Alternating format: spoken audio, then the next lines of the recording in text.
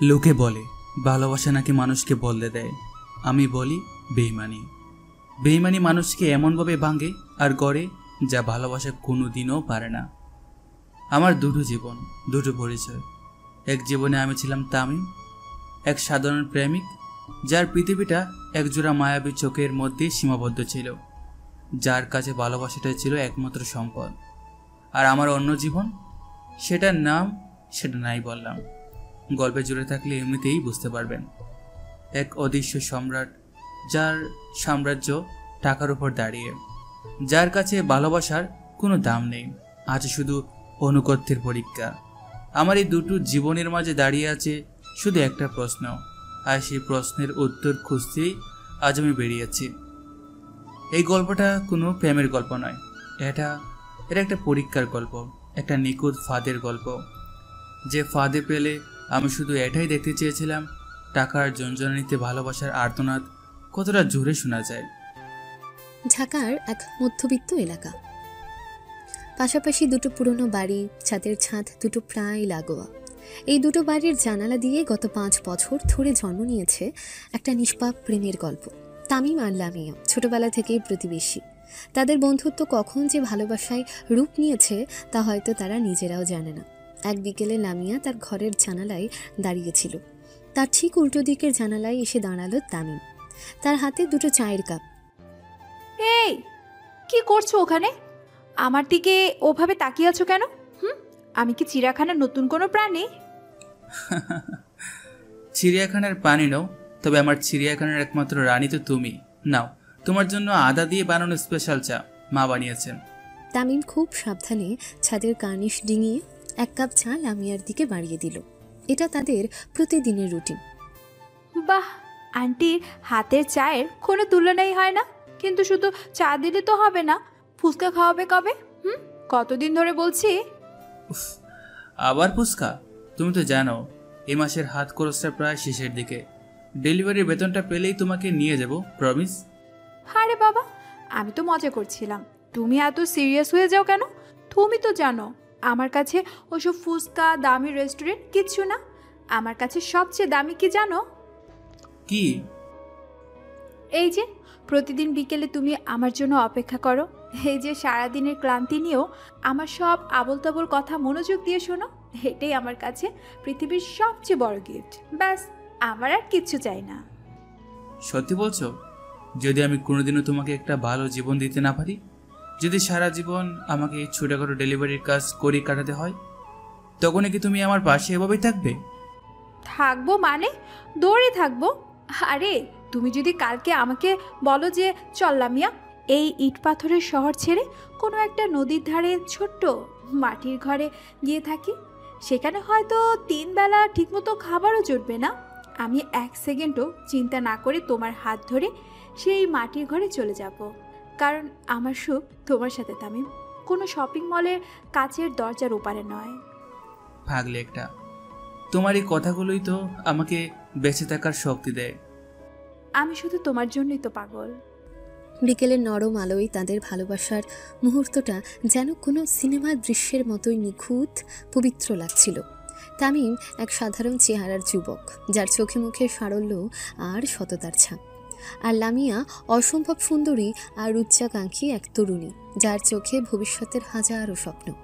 বাইরে থেকে দেখলে যে কেউই বলবে এদের ভালোবাসা বুঝি পৃথিবীর সব বাধা পেরিয়ে যাওয়ার ক্ষমতা রাখে। আচ্ছা, তোমার তো কালকে সেই বড় ইন্টারভিউটা আছে, তাই না? নেক্সাস গ্রুপে সব প্রস্তুতি ঠিকঠাক? কিসের প্রস্তুতি? ভাবতে আমার হাত পা ঠান্ডা হয়ে আসছে। প্রায় 500 জন আবেদন করেছে, আর পোস্ট মাত্র 2টো। ঢাকার সবচেয়ে বড় মাল্টিন্যাশনাল কোম্পানি। ওখানে চাকরিটা একবার পেয়ে গেলে আমাদের জীবনটা বদলে যাবে তামিম, আর কোনো কষ্ট থাকবে না।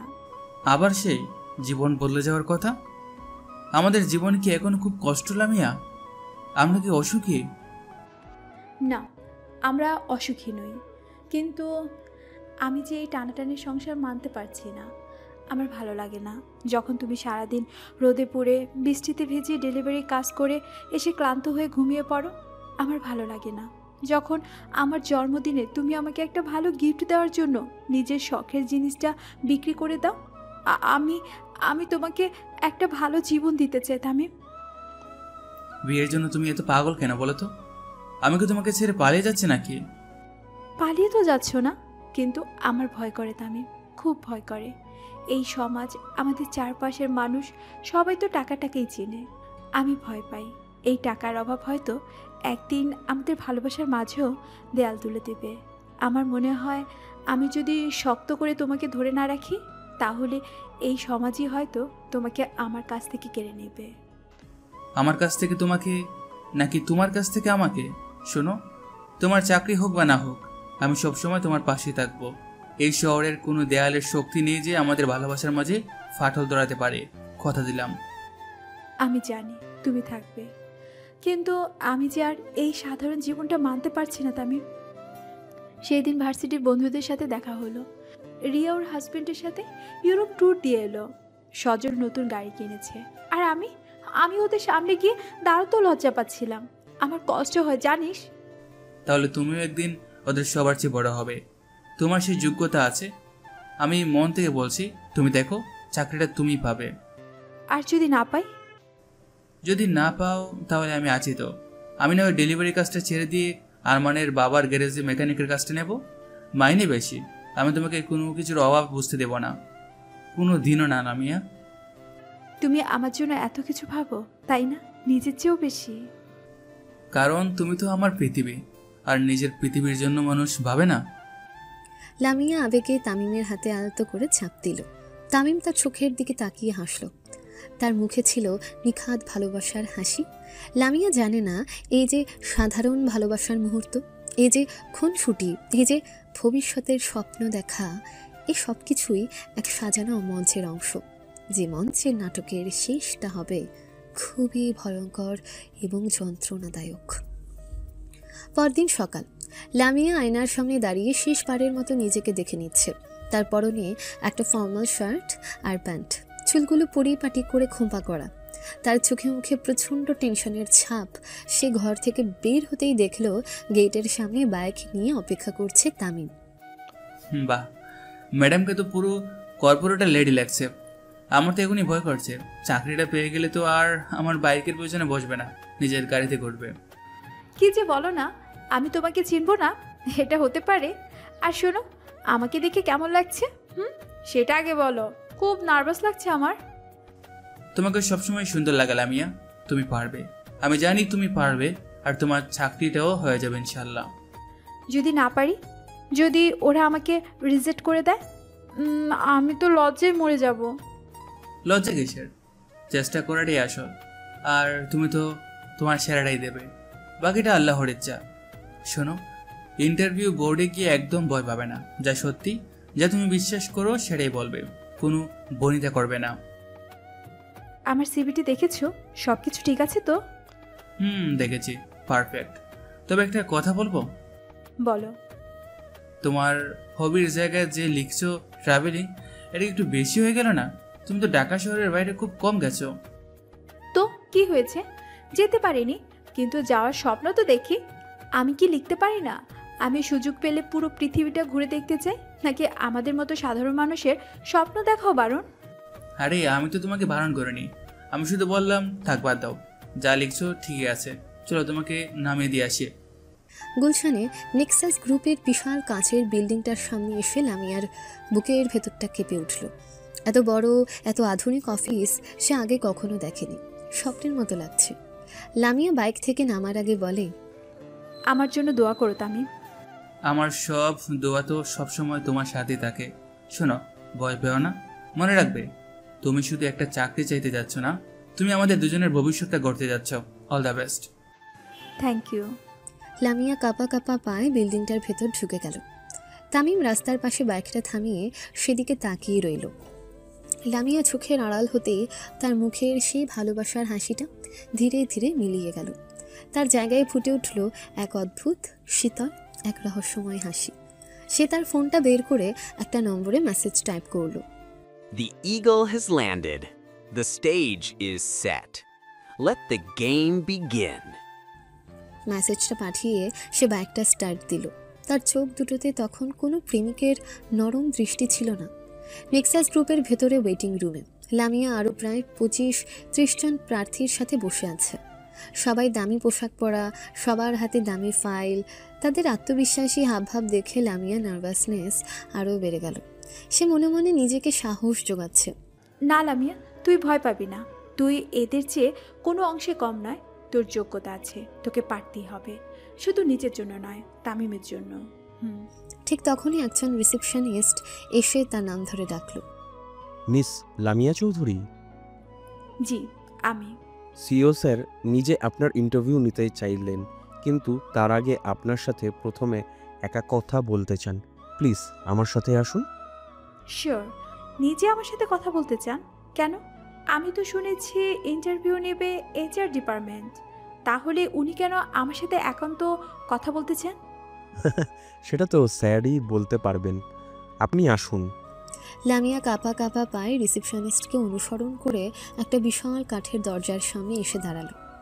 দরজার উপর পিতলের প্লেটে লেখা আরিয়ান খান, চিফ এক্সিকিউটিভ অফিসার। লামিয়া একটা লম্বা শ্বাস নিয়ে দরজায় নক করলো। ভেতর থেকে এক গম্ভীর আকর্ষণীয় কণ্ঠ ভেসে এলো। Come in. আমি দরজাটা খুলে ভিতরে পা রাখতেই আমার চোখ ধাঁধিয়ে গেল। ঘরের ইন্টেরিয়র, আসবাবপত্র সব কিছুই যেন কোনো বিদেশি ম্যাগাজিনের পাতা থেকে উঠে এসেছে। আর ঘরের শেষ প্রান্তে বিশাল কাচের জানালার সামনে শহরের দিকে মুখ করে দাঁড়িয়ে আছে এক লম্বা সুদর্শন যুবক। আমি বুঝতে পারলাম এই সেই আরিয়ান খান, যে মানুষটার হাতে আজ আমার ভাগ্য নির্ধারিত হবে।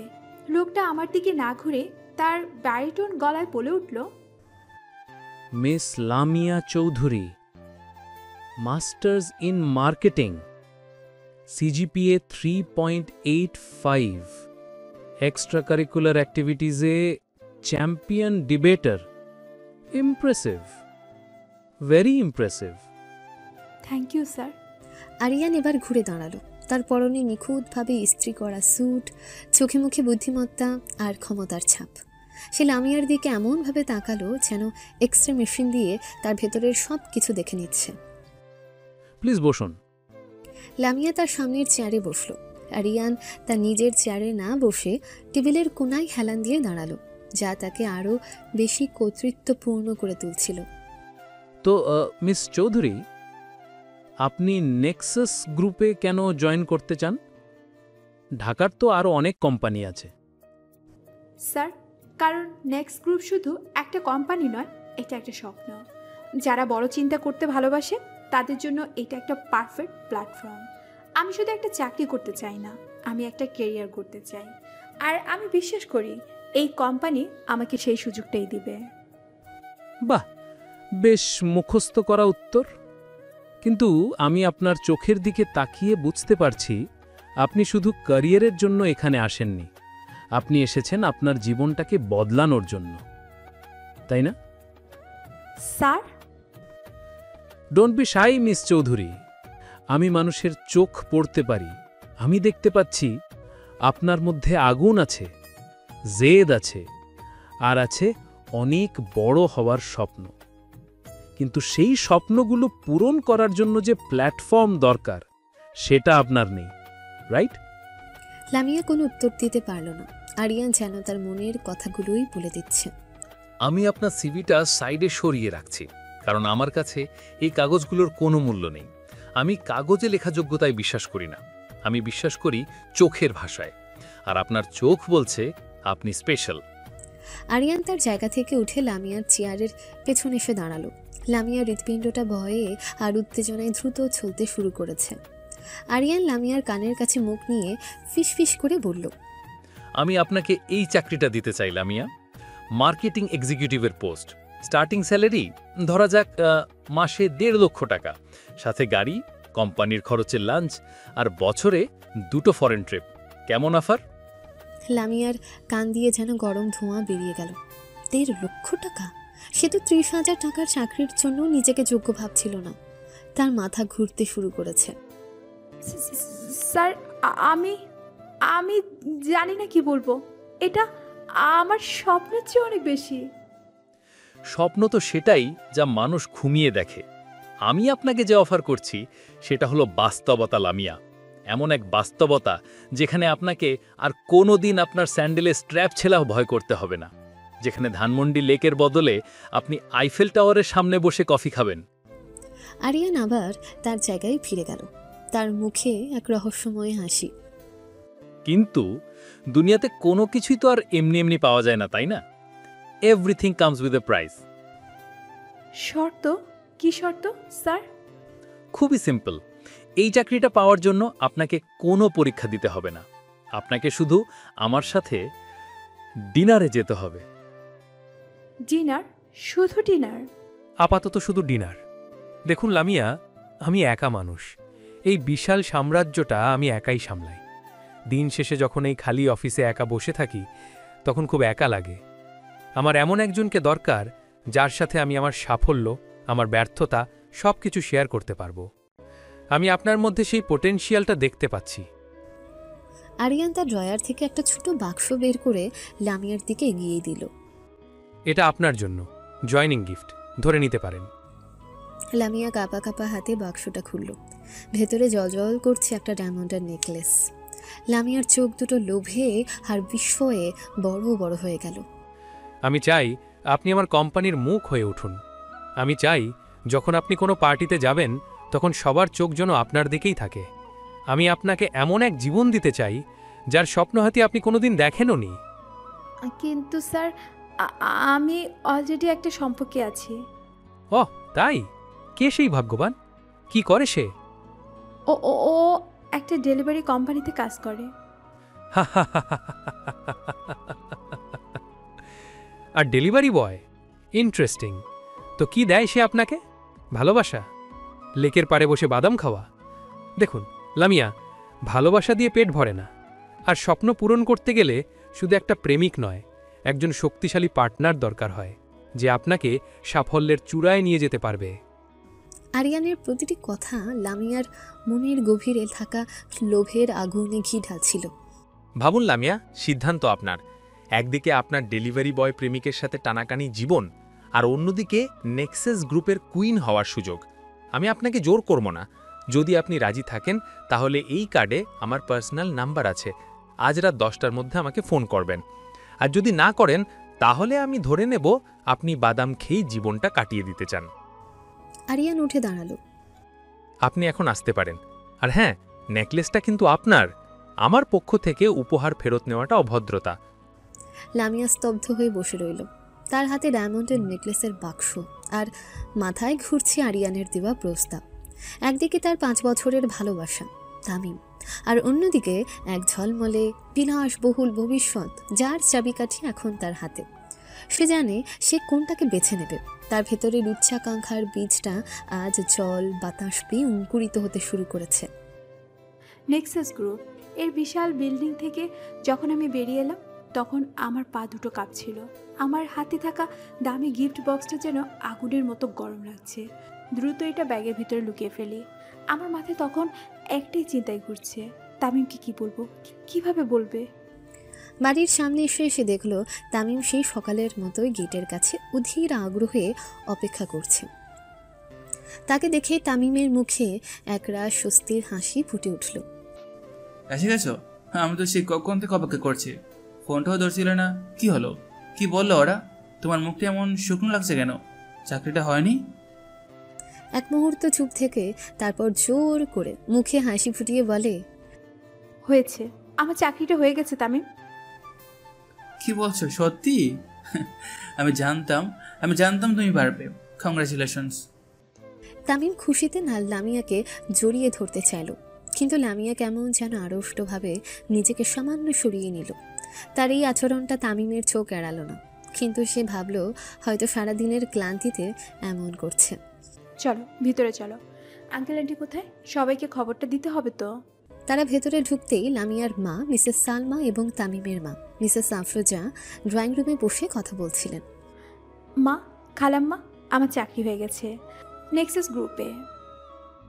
আলহামদুলিল্লাহ, মাশাল্লাহ। আমি তো জানতাম আমার মেয়ের মতো মেধাবী আর কেউ নেই। তোমার উপর আমার পূর্ণ বিশ্বাস ছিল। কোন পোস্টে চাকরি হয়েছে মা? আর বেতন কত? মার্কেটিং এক্সিকিউটিভ, আর বেতন 50,000। সে ইচ্ছে করে 1.5 লক্ষ টাকার অঙ্কটা বলল না, কারণ সে জানে এত টাকা শুনলে সবার মনে প্রশ্ন জাগতে পারে। 50,000? That's great. তোমার প্রথম চাকরি হিসেবে এটা অনেক। লামিয়া, আমি আজ কি যে খুশি হয়েছি। তাহলে তো এবার মিষ্টিমুখ করাতে হয়। লামিয়া মা, তুমি বসো, আমি তোমার জন্য পায়েস রান্না করে আনছি। সবাই যখন লামিয়ার সাফল্যে আনন্দ করছিল, লামিয়ার ভেতরটা তখন অপরাধ বোধে কুঁকড়ে যাচ্ছিল। সবার এই নিখাদ ভালোবাসা আর বিশ্বাসের সামনে তার মিথ্যাচারটা তাকে আরো বেশি কষ্ট দিচ্ছিল। কি হয়েছে তোমার? তুমি কি খুশি হওনি? আরে না না, খুশি হব না কেন? আমি আমি আসলে একটু টায়ার্ড, সারাদিন অনেক ধকল গেছে। তা তো যাবেই। আচ্ছা, ইন্টারভিউ কেমন হলো? কারা ছিল বোর্ডে? খুব ভালো। HR ডিপার্টমেন্টের হেড ছিলেন, আর আর 2জন সিনিয়র ম্যানেজার ছিলেন। সে খুব সাবধানে CEO আরিয়ান খানের প্রসঙ্গটা এড়িয়ে গেল। তাই কোম্পানির সিইওর সাথে দেখা হয়নি? মানে আমি তো শুনছিলাম নেক্সাস গ্রুপের সিইও নাকি খুব ইয়াং আর ডেশিং। তোমার সাথে দেখা হলে তো আমি ভয়ই মরে যেতাম যদি সে তোমাকে দেখে প্রেমে পড়ে যায়। কি যে বলো না, সিও আমার মতো একজন সাধারণ জুনিয়র এমপ্লয়ের সাথে কেন দেখা করতে যাবে? তো অবশ্য ঠিক, কিন্তু লোকটা দেখতে কেমন? নিশ্চয়ই অনেক হ্যান্ডসাম, একেবারে সিনেমার হিরোদের মতো। এই প্রশ্নটা, এই সাধারণ কৌতূহলী প্রশ্নটাই যেন লামিয়ার ভেতরের অপরাধ বোধের দেয়ালে প্রথম ফাটল ধরিয়ে দিল। তার মনে হলো তামিম যেন সবকিছু জেনে বুঝিয়ে তাকে প্রশ্নগুলো করছে। সে আর তামিমের চোখের দিকে তাকাতে পারল না। আমি জানি না, আমি তাকে দেখিনি। একটু পর সন্ধ্যায় তামিম লামিয়াকে তার সব টেনশন দূর করার জন্য বাইরে নিয়ে এসেছে। তারা তাদের প্রিয় সেই লেকের পাড়ে বসে আছে। নাও তোমার ফেভারিট চটপটি, আজ যত ইচ্ছা খাও, সব বিল আমার। বাহ, আজ তো দেখি আমার প্রেমিকের পকেট বেশ গরম। গরম হবে না? আমার গার্লফ্রেন্ড এত বড় একটা চাকরি পেয়েছে, এই খুশিতে তো আমি তোমাকে পুরো ঢাকা শহরটা কিনে দিতে পারি। থাক, আর ঢং করতে হবে না, ঢাকা শহর লাগবে না, তুমি শুধু আমার পাশে থাকলেই চলবে। সেই তো আছে। আচ্ছা লামিয়া, একটা কথা সত্যি করে বলবে? কি কথা? যদিও আমি জাস্ট বলছি, যদি তোমার জীবনে আমার চেয়ে অনেক ভালো, অনেক বড় লোক, অনেক হ্যান্ডসাম কোনো ছেলে আসে, তখন তুমি কি করবে? আমাকে ছেড়ে চলে যাবে? লামিয়া তামিমের মুখে হাত রেখে বলে, চুপ, একদম চুপ। আর কোনোদিন যদি এই কথা বলেছ, তাহলে তোমার সাথে আমার কথাই বন্ধ। তুমি কি আমাকে চেনো না তামিম? আমার কাছে ভালোবাসার চেয়ে বড় আর কিছুই নেই, আর আমি তোমাকে ভালোবাসি, ব্যাস, ফুল স্টপ। আমিও তোমাকে খুব ভালোবাসি লামিয়া, আমার জীবনের চেয়েও বেশি। তামিম লামিয়ার হাতটা শক্ত করে ধরল। লামিয়া তার কাঁধে মাথা রাখল। লেকের শান্ত পানি, বিকেলের নরম আলো আর দুটো হৃদয়, সবকিছুই নিখুঁত ছিল।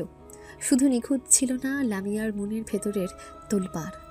সে তামিমকে জড়িয়ে ধরে আছে ঠিকই, কিন্তু তার চোখের সামনে ভাসছে আরিয়ান খানের সেই কর্তৃত্বপূর্ণ চেহারা, আর তার কানে বাজছে সেই লোভনীয় প্রস্তাব।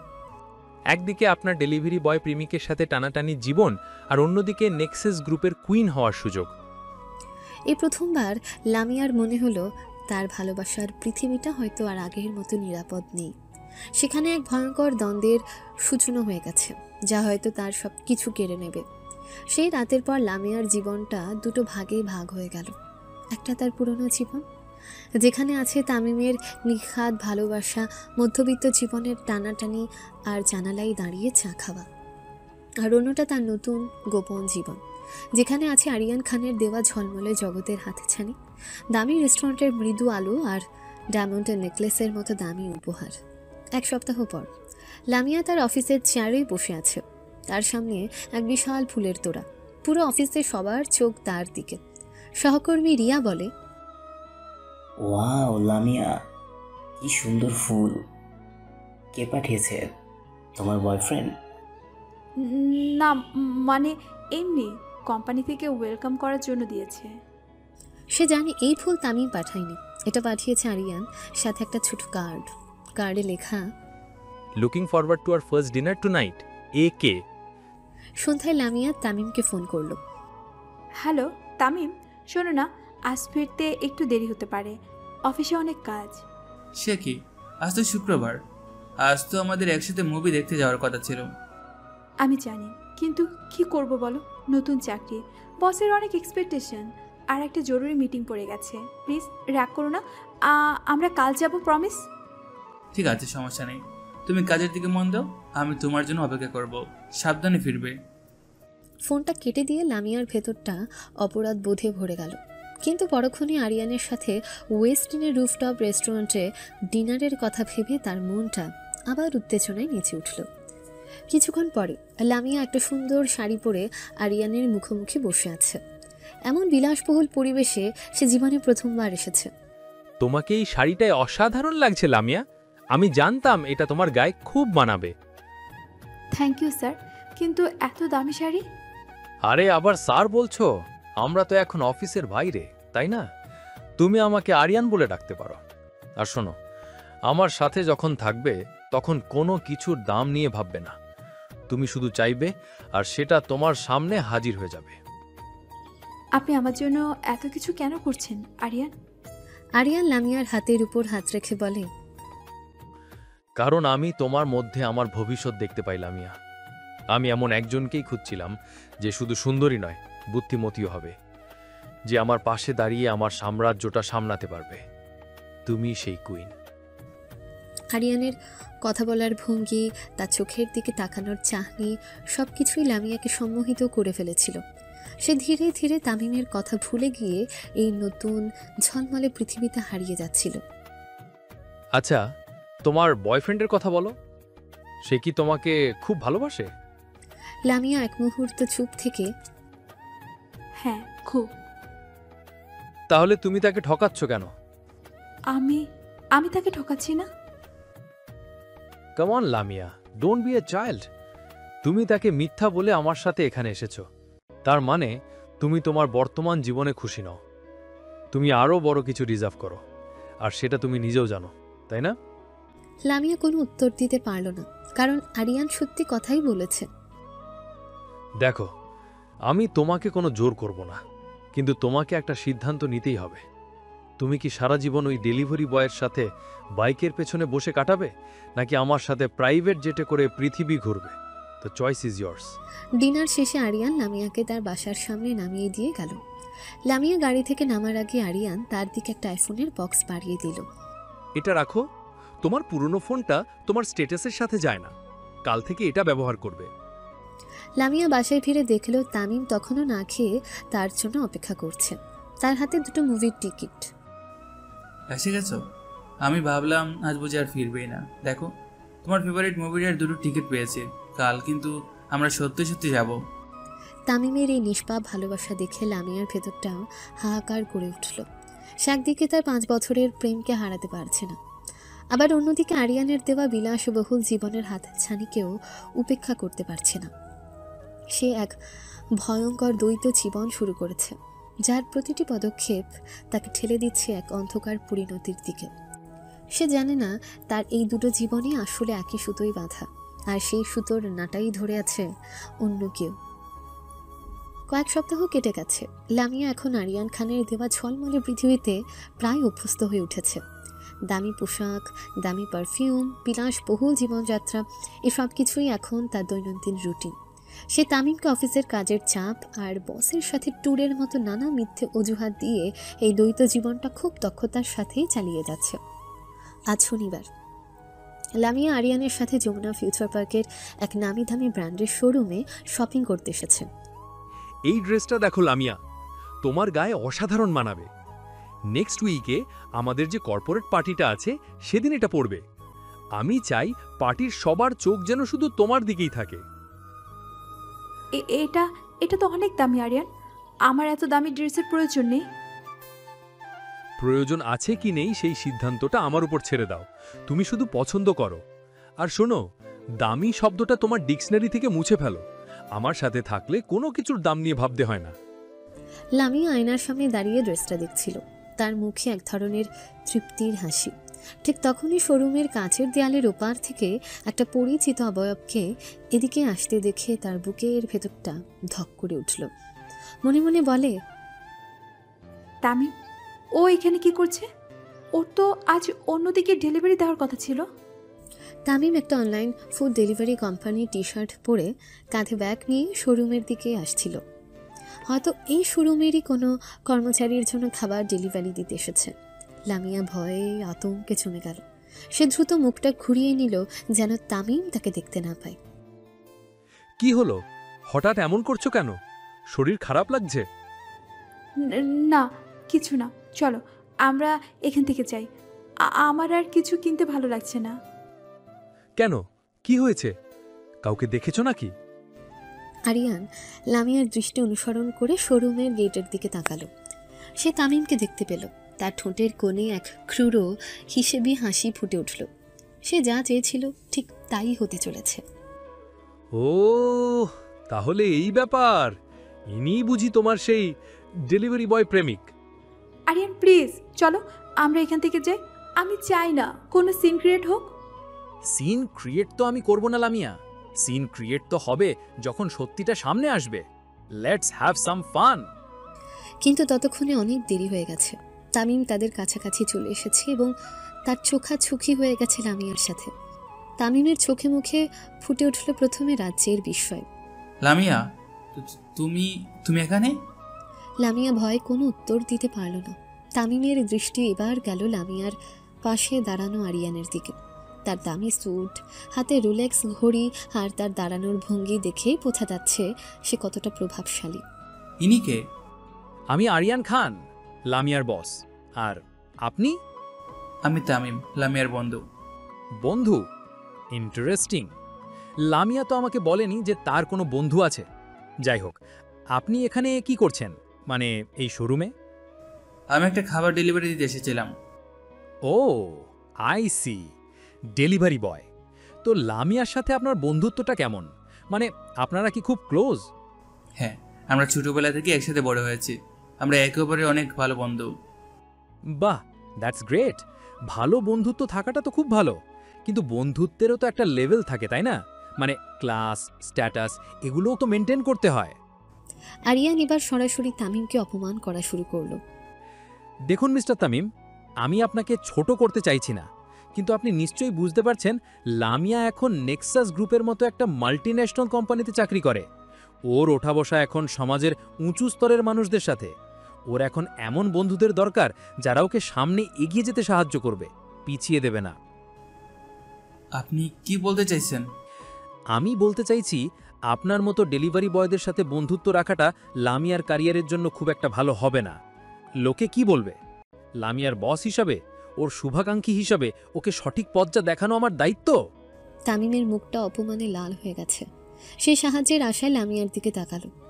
সে আশা করেছিল লামিয়া অন্তত একবারের জন্য তার বন্ধুত্বের সম্মানটা রাখবে, প্রতিবাদ করবে। লামিয়া, তুমি কি কিছুই বলবে না? ও কি বলবে? ও তো নিজেই বুঝতে পারছে যে আমি ঠিক কথাই বলছি, তাই না লামিয়া? আরিয়ান লামিয়ার কাঁধে হাত রাখলো। আমার পুরো পৃথিবীটার জন্য এক মুহূর্তের জন্য থেমে গেল। লামিয়ার সামনে দুটো রাস্তা খোলা। এক আমার হাত ধরে তার 5 বছরের ভালোবাসা আর বন্ধুত্বের সম্মান রাখা, যার পরিণতিতে হয়তো তাকে এই জলমলে পৃথিবীটা হারাতে হবে। অথবা 2, চুপ করে থেকে আমাকে অপমানিত হতে দেখা এবং নিজের উজ্জ্বল ভবিষ্যৎকে বেছে নেওয়া। লামিয়ার ঠোঁট দুটো একবার ফাঁক করলো, কিন্তু কোনো শব্দ বের হলো না। সে মাথাটা নিচু করে ফেলল। তার এই নীরবতাই ছিল তার উত্তর। তার এই নীরবতাই ছিল আমার প্রতি তার চূড়ান্ত বেঈমানের স্বাক্ষর। তামিমের বুকের ভেতরটা যেন ভেঙে চুরমার হয়ে গেল। তার মনে হলো কেউ যেন তার হৃৎপিণ্ডটা খালি হাতে ছিঁড়ে নিয়ে গেছে। সে আর এক মুহূর্তও দাঁড়ালো না। আমি আসছি। সে আর কারো দিকে না তাকিয়ে প্রায় দৌড়াতে দৌড়াতে শোরুম থেকে বেরিয়ে গেল। তার অপমানিত, বিধ্বস্ত চলে যাওয়াটা লামিয়ার বুকে তীব্র অপরাধ বোধের জন্ম দিল। আরিয়ান লামিয়াকে জড়িয়ে ধরে, ইটস ওকে বেবি, রিল্যাক্স। কিছু অপ্রয়োজনীয় মানুষ জীবন থেকে চলে গেলেই ভালো, এতে রাস্তাটা আরও পরিষ্কার হয়। চলো, আমি তোমার জন্য সবচেয়ে দামি ড্রেসটা কিনি। লামিয়া কোনো পুতুলের মতো আরিয়ানকে অনুসরণ করল। তার কানে তখন আরিয়ানের কোনো কথাই ঢুকছিল না। তার চোখে শুধু ভাসছিল তামিমের সেই শেষ অপমানিত কষ্টমাখা মুখটা। সে বুঝতে পারছিল আজ সে শুধু তার বন্ধু বা প্রেমিককে অপমান করেনি, সে তার নিজের ভালোবাসাকে, তার নিজের অতীতকে হত্যা করেছে। আর এই ভুলের কোনো ক্ষমা হয় না। শপিং মলে সেই ঘটনার পর থেকে আমার আর তামিমের মধ্যে এক অদৃশ্য দেয়াল তৈরি হয়ে গেছে। তামিম আমাকে এখন এড়িয়ে চলে, ফোন ধরে না, জানলায় এসেও দাঁড়ায় না। আমার ভেতরটা অপরাধবোধে পুড়ে গেলেও আমি তামিমের মুখোমুখি হওয়ার সাহস পাই না। আর এই সুযোগটাই পুরোপুরি কাজে লাগায় আরিয়ান। সে লামিয়াকে তার ঝলমলে জগতের আরও গভীরে টেনে নিতে থাকে। এক সন্ধ্যায় নেক্সাস গ্রুপের এক জমকালো কর্পোরেট পার্টি। 5 স্টার হোটেলের বলরুমে শহরের সব নামিদামি ব্যবসায়ী আর সেলিব্রিটিরা উপস্থিত। লামিয়া আরিয়ানের সে দেওয়া দামি গাউনটা পরে তার হাত ধরে পার্টিতে প্রবেশ করল। সবার চোখ তখন তাদের দিকে। আরিয়ানের বন্ধু রিশাদ বলে, ওয়াও আরিয়ান, শেষ পর্যন্ত তাহলে তুই তোর কোনকে খুঁজে ফেলি। She is staining. আমি বলেছিলাম না, Lamia is not just a pretty face, she has the class, the elegance, she is made for this world. আপনারা আমাকে নিয়ে বাড়াবাড়ি করছেন। আরিয়ান লামিয়াকে সবার সাথে পরিচয় করিয়ে দিচ্ছে। আমার ফিয়ান্সে লামিয়া চৌধুরী। এই কথাটা সে এমনভাবে বলছে যেন এটাই পৃথিবীর সবচেয়ে বড় সত্যি। লামিয়া প্রতিবাদ করতে গিয়েও পারছে না। এই জৌলুস, এই সম্মান, এই মনোযোগ, এই সব কিছুই সে মনে মনে চেয়ে এসেছে। পার্টির এক কোণায় আরিয়ান লামিয়াকে নিয়ে গেল। বেলকনি থেকে পুরো ঢাকা শহরের রাতের ভিউ দেখা যাচ্ছে। কেমন লাগছে এই নতুন পৃথিবী লামিয়া? স্বপ্নের মতো। আমি কোনোদিনও ভাবিনি আমি এমন একটা জীবনের অংশ হতে পারবো। এটা তো শুধু শুরু। আমি তোমাকে এমন এক দুনিয়ায় নিয়ে যেতে চাই যেখানে আকাশটাও তোমার পায়ের নিচে থাকবে। আরিয়ান লামিয়ার দিকে ঘুরে দাঁড়ালো। তার চোখ দুটোতে এক তীব্র সম্মোহনী দৃষ্টি। সে পকেট থেকে একটা রিং বক্স বের করে লামিয়ার সামনে হাঁটু গেড়ে বসল। চারপাশের মিউজিক, কোলাহল সব কিছু যেন এক মুহূর্তে থেমে গেল। লামিয়া চৌধুরী, আমি জানি আমাদের পরিচয় খুব বেশি দিনের নয়, কিন্তু ওই অল্প সময়ই আমি বুঝে গেছি আমি আমার বাকি জীবনটা তোমার সাথেই কাটাতে চাই। আমি তোমাকে শুধু আমার কোম্পানির কুইন নয়, আমার জীবনের, আমার হৃদয়ের রানী বানাতে চাই। Will you marry me? Lamia নিঃশ্বাস বন্ধ হয়ে এলো। তার সামনে জলজল করছে বিশাল এক হীরের আংটি। তার চারপাশে শহরের সবচেয়ে প্রভাবশালী মানুষেরা তাকিয়ে আছে। তার কানে বাজছে আরিয়ানের সেই কথাগুলো। প্রাইভেট জেটে করে পৃথিবী ঘোরাবো। তার চোখের সামনে একবারের জন্য তামিমের সরল ভালোবাসায় ভরা মুখটা ভেসে উঠল। কিন্তু পরক্ষণেই সেই মুখটা শপিং মলের অপমানিত বিধ্বস্ত চেহারায় বদলে গেল। তার মনে হলো তামিমের সাথে আর তার কোনো ভবিষ্যৎ নেই। Yes yes I will. পুরো বলরুমের করতালিতে ফেটে পড়ল। আরিয়ান আংটিটা লামিয়ার আঙ্গুলে পরিয়ে দিয়ে তাকে বুকে ছড়িয়ে ধরল। লামিয়া আরিয়ানের বুকে মুখ লুকিয়ে হাসছে, কিন্তু সে হাসির আড়ালে সে তার 5 বছরের ভালোবাসা আর বিশ্বাসকে চিরদিনের মতো কবর দিয়ে দিল। আরিয়ান লামিয়ার কানের কাছে বলে, pack your bags my love, next week আমরা নিউ ইয়র্কে যাচ্ছি। আমাদের বিয়ের শপিংটা ওখান থেকেই হবে, আর তারপর we will never look back. Lamia যখন পার্টি থেকে ফেরে তখন রাত প্রায় 2টো। সে ভেবেছিল সবাই ঘুমিয়ে পড়েছে, কিন্তু ড্রয়িং রুমের আলো জ্বলছে। সেখানে সোফায় বসে আছে তামিম। তার হাতে একটা ছোট কেক, যার উপরে একটা মোমবাতি জ্বলছে। তামিমকে দেখে লামিয়ার বুকের ভেতরটা ছ্যাদ করে উঠল। সে ভুলেই গিয়েছিল আজ তাদের সম্পর্কের 5 বছর পূর্তির দিন। আমি তোমার জন্য অপেক্ষা করছিলাম, ভেবেছিলাম তুমি ফিরলে একসাথে কেকটা কাটবো। Happy anniversary Lamia. আমার এই নিষ্পাপ ভালোবাসা, এই ছোট আয়োজন সবকিছু লামিয়ার কাছে অসহ্য মনে হচ্ছিল। আর তার আঙ্গুলে থাকা কয়েক লক্ষ টাকার হীরের আংটিটা যেন তাকে উপহাস করছিল। সিদ্ধান্ত নিয়ে ফেললো এই মিথ্যাচার আর নয়, আজই সবকিছু শেষ করে দিতে হবে। আর সে তাই করলো। এসবের আর কোনো প্রয়োজন নেই তামিম। মানে হলো আমি আর এই সম্পর্কটা রাখতে চাই না। আমি তোমাকে আর ভালোবাসতে পারবো না। কি কি বলছো সব লামিয়া? তোমার কি মাথা খারাপ হয়ে গেছে? সকালে তো সব ঠিক ছিল। না, কিছুই ঠিক ছিল না। আমি এতদিন ভুলছিলাম। আমি এতদিন একটা স্বপ্নের মধ্যে বাস করেছিলাম, কিন্তু এখন আমি জেগে গেছি। আমি বুঝতে পেরেছি শুধু ভালোবাসা দিয়ে জীবন চলে না। জীবনের জন্য টাকা লাগে, স্ট্যাটাস লাগে, পাওয়ার লাগে, যা তোমার কাছে নেই। টাকা? তুমি টাকার জন্য আমাদের 5 বছরের ভালোবাসা শেষ করে দিচ্ছ? হ্যাঁ, টাকার জন্য। কারণ টাকাটাই আসল তামিম। তুমি আমাকে কি দিতে পারবে? এই ভাঙা জানলা দিয়ে আকাশ দেখানো ছাড়া? আমি আমার জীবনটা তোমার মতো একজন ডেলিভারি বয়ের সাথে কাটিয়ে নষ্ট করতে পারবো না। আমি আরও অনেক বড় কিছু ডিজার্ভ করি। লামিয়া তার আঙুলের আংটিটা তামিমের চোখের সামনে তুলে ধরল। আমি আরিয়ানকে বিয়ে করছি। আমরা আগামী সপ্তাহে আমেরিকা চলে যাচ্ছি। আশা করি তুমি আমার জীবন থেকে চিরদিনের জন্য দূরে সরে যাবে। কথাগুলো বলে লামিয়া আর এক মুহূর্ত দাঁড়ালো না। সে নিজের ঘরের দিকে চলে গেল। একবারের জন্য পেছনে ফিরে তাকালো না। আমি একা বসে রইলাম সে জ্বলন্ত মোমবাতির সামনে। কেকটা পড়ে আছে। আমার চোখ দিয়ে এক ফুটও জল পড়ল না। আমার মুখটা ভাবলেশীন হয়ে পাথরের মতো হয়ে গেছে। মোমবাতির আলোটা নিভে যাওয়ার সাথে সাথে আমার ভেতরের শেষ ভালোবাসার আলোটাও যেন চিরদিনের মতো নিভে গেল। এখন যা অবশিষ্ট আছে তাহলে শুধু প্রতিশোধের আগুন। মিস লামিয়া, খেলার শুরু যখন তুমিই করেছো তাহলে সমাপ্তি তো আমাকেই করাতে হবে। অ্যানিভার্সারির সেই রাতের পর তামিম আর লামিয়ার মধ্যে সব যোগাযোগ বন্ধ। লামিয়া তার ফোন নম্বর বদলে ফেলেছে।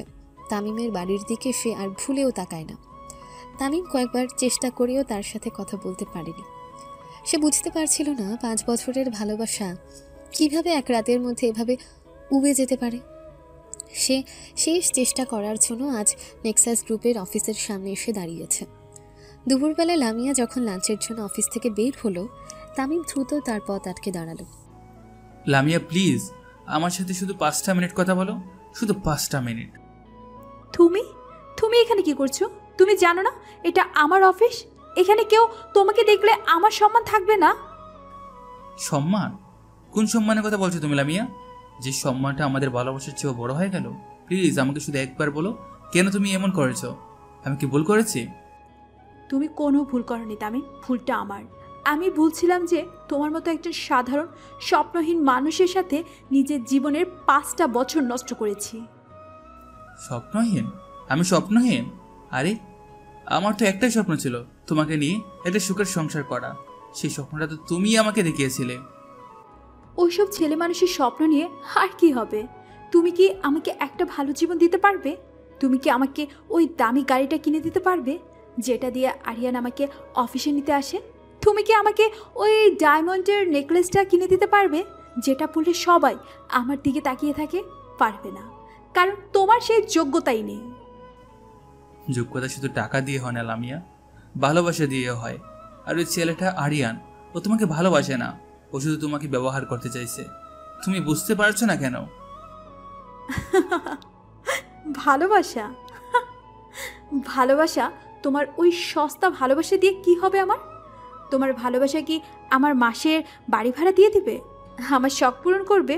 মনে আছে গত ঈদে আমি একটা লাল শাড়ির জন্য কত বায়না করেছিলাম, আর তুমি কি করেছিলে? তুমি বলেছিলে তোমার কাছে টাকা নেই। আর আরিয়ান আমার চাওয়ার আগে আমার পায়ের নিচে পুরো পৃথিবী এনে হাজির করে দেয়। এটাই পার্থক্য তোমার আর ওর মধ্যে। লামিয়ার কথাগুলো তামিমের বুকে বিষাক্ত তীরের মতো বিঁধেছিল। লাল শাড়ির ঘটনাটা সে কোনোদিনও ভুলেনি। সে তার মায়ের চিকিৎসার জন্য জমানো টাকাগুলো সেদিন খরচ করে ফেলেছিল, তাই শাড়িটা কিনে দিতে পারেনি। তুমি এতটুকু বদলে যেতে পারো লামিয়া? আমাদের সেই দিনগুলোর কথা কি তোমার একবারও মনে পড়ে না? সেই যে একবার আমি খুব অসুস্থ হয়েছিলাম আর তুমি সারা রাত আমার পাশে বসেছিলে। প্লিজ তামিম, ওসব বস্তির সেন্টিমেন্টাল নাটক বন্ধ করো। ওগুলো ছিল আমার জীবনের সবচেয়ে বড় ভুল। আমি সেই ভুল থেকে শিক্ষা নিয়েছি। আমি আর কোনোদিনও গরিবদের মধ্যে ফিরে যেতে চাই না। কিন্তু আমি তোমাকে ভালোবাসি লামিয়া, আমার জীবনের চেয়েও বেশি ভালোবাসি। প্লিজ আমাকে ছেড়ে যেও না।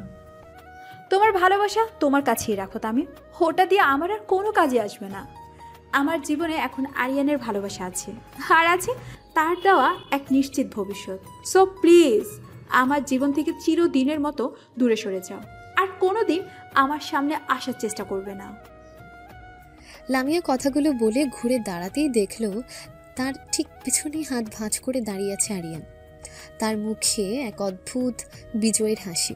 সে কখন নিঃশব্দে তাদের পেছনে এসে দাঁড়িয়েছে লামিয়া টেরও পায়নি। বাহ, ব্রাভো লামিয়া, ব্রাভো! আমি তো তোমার ফ্যান হয়ে গেলাম। কি অসাধারণ পারফরমেন্স! বলিউডের হিরোইনরাও তোমার কাছে হার মেনে যাবে। আরিয়ান, তুমি এখানে? তুমি কখন এলে? আমি তো অনেকক্ষণ ধরেই আছি। ঠিক তখন থেকে যখন এই ভদ্রলোক তোমাকে তার সস্তা ভালোবাসার গল্প শোনাচ্ছিল। আমি শুধু দেখতে চেয়েছিলাম আমার হবু স্ত্রী কতটা বুদ্ধিমতী। আর তুমি আমাকে নিরাশ করনি।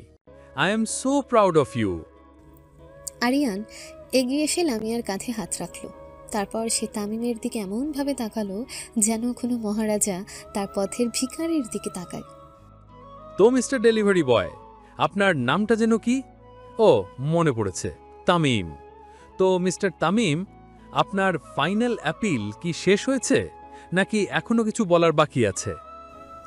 তার মানে এই সব কিছু? হ্যাঁ, এই সব কিছু একটা ছোট্ট পরীক্ষা ছিল মিস্টার তামিম। লামিয়ার জন্য একটা লয়ালিটি টেস্ট। আমি শুধু দেখতে চেয়েছিলাম ও কি সত্যিই আমার যোগ্য, নাকি এখনো তোমার মতো অতীতের আবর্জনার সাথে ওর কোনো যোগাযোগ রয়ে গেছে। আর ও ব্রিলিয়েন্টলি পাস করেছে। তামিমের মাথা ঘুরছিল, সে বুঝতে পারছিল না কি হচ্ছে এসব। লামিয়া ভয়ে অপরাধ বোধে কাঁপছে। আরিয়ান, এসবের কি দরকার ছিল? দরকার ছিল মাই ডিয়ার, খুব দরকার ছিল। আমি আমার জীবনে কোনো ভেজাল জিনিস রাখি না, না ব্যবসায় না সম্পর্কে। সবকিছু নিখুঁত হতে হয়, একেবারে খাঁটি। আজ তুমি প্রমাণ করে দিয়েছ তুমি খাঁটি সোনা, যে তার উজ্জ্বল ভবিষ্যতের জন্য অতীতকে আবর্জনার মতো ছুঁড়ে ফেলে দিতে এক সেকেন্ডও ভাবে না। আরিয়ান এবার তামিমের সামনে এসে দাঁড়ালো। তার চোখে তীব্র বিদ্রুপ আর তাচ্ছিল্য। শোনো, তোমাকে একটা ফ্রি অ্যাডভাইস দিই। ভালোবাসার স্বপ্ন দেখা ভালো, কিন্তু নিজের যোগ্যতার চেয়ে বড় স্বপ্ন দেখাটা বোকামি। তুমি যা, তোমার জগৎটাও তাই, ওই ডেলিভারি বক্সের মতোই ছোট। আর লামিয়া, ও এখন আমার জগতের রানী হতে চলেছে, যে জগতের নাগাল তুমি কোনো দিনও পাবে না। একদিন তুমি এগুলোর জন্য পস্তাবে লামিয়া। পস্তাবে? ও কেন পস্তাবে? প্রাইভেট জেটে চড়ে, নাকি ম্যানহ্যাটনের পেন্ট হাউসে বসে? মানুষ পস্তায় অভাবে পড়লে, দুঃখে থাকলে। আমি তো ওকে এমন এক জীবন দিতে চলেছি যেখানে দুঃখ শব্দটারই কোনো অস্তিত্ব নেই, তাই না ডার্লিং? আরিয়ান লামিয়ার হাতটা নিজের হাতে তুলে নিল।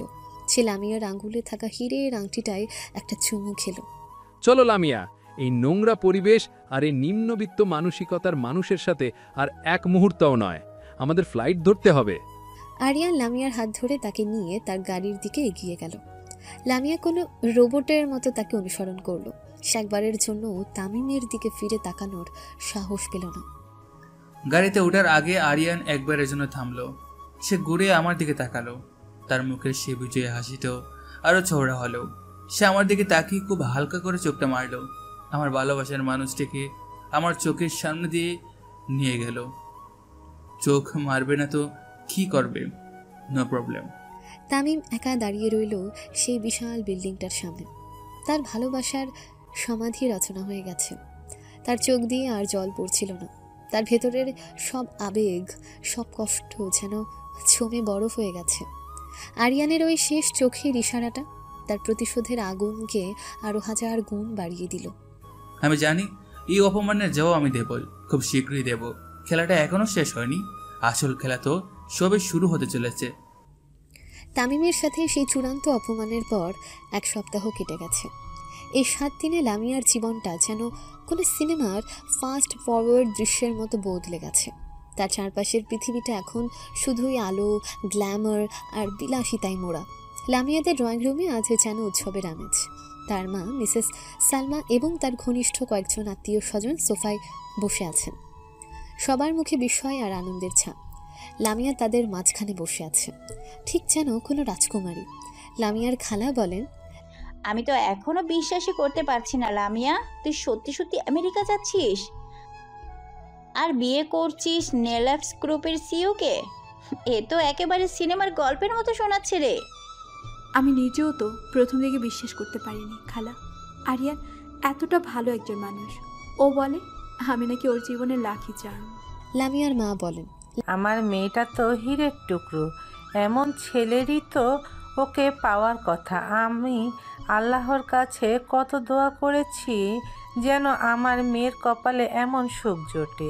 লামিয়ার কাজিন সোনিয়া বলে, আপু তোমার হবুবার দেখতে কেমন? নিশ্চয়ই অনেক হ্যান্ডসাম, একবার ঋত্বিক রোশনের মতো। ঋত্বিক রোশনের চেয়েও বেশি। ওর পার্সোনালিটি, ওর কথা বলার ভঙ্গি সব কিছুই আলাদা। ওর পাশে দাঁড়ালে মনে হয় যেন পুরো পৃথিবীটা আমার পায়ের নিচে। তা তোদের বিয়ের শপিং নাকি নিউ ইয়র্ক থেকে হবে? ইস, ভাবতেই আমার গা শিউরে উঠছে। তুই তো আমাদের বংশের নাম উজ্জ্বল করে দিলি মা। লামিয়া সবার প্রশংসায় বন্যায় ভাসছিল। সে তার ব্যাগের ভেতর থেকে আরিয়ানের দেওয়া আইফোনটা বের করে কিছু ছবি দেখালো। দামি রেস্টুরেন্টে ডিনারের ছবি, আরিয়ানের বিলাসবহুল গাড়ির ছবি, কর্পোরেট পার্টির ছবি। ও হা হা হা, আপু তুই তো একেবারে সেলিব্রিটি হয়ে গেছিস। আচ্ছা, তোর ওই আগের বয়ফ্রেন্ডটা তামিম ভাইয়া, ওর কি খবর? ওকে জানিস সব? তামিমের নামটা শোনার সাথে সাথে লামিয়ার মুখের হাসিটা এক মুহূর্তের জন্য মিলিয়ে গেল, কিন্তু পরক্ষণেই সে নিজেকে সামলে নিল। ওর আর কথা বলো না। ওটা ছিল আমার জীবনের সবচেয়ে বড় ভুল, একটা চ্যাপ্টার যেটা আমি চিরদিনের জন্য বন্ধ করে দিয়েছি। ঠিক করেছিস মা, ওর সাথে তোর কোনো ভবিষ্যৎ ছিল না। ভালোবাসা দিয়ে কি আর জীবন চলে? দেখ আল্লাহ তোকে কেমন রাজপুত্রের সাথে মিলিয়ে দিল। তামিমের প্রসঙ্গটা উঠতেই লামিয়ার ভেতরটা কেমন যেন অস্বস্তিতে ভরে উঠল। সে প্রসঙ্গটা ঘোরানোর জন্য উঠে দাঁড়ালো। তোমরা বসো, আমি সবার জন্য কফি নিয়ে আসছি। আর শোনো, কাল এয়ারপোর্টে তোমরা সবাই আসবে। আমি চাই আমার নতুন জীবনের শুরুটা তোমাদের সবার দোয়া দিয়ে শুরু হোক। একই সময়ে এদিকে তামিমের বাড়িতে পাশের বাড়ির এই আনন্দ উৎসবের আওয়াজ তামিমের কানেও আসছে। সে তার অন্ধকার ঘরে একা বসে আছে। তার মা মিসেস আফরোজা তার জন্য খাবার নিয়ে ঘরে ঢুকলেন। বাবা তামিম, সেই সকাল থেকে কিচ্ছু খাসনি। ওঠ বাবা, দুটো মুখে দে।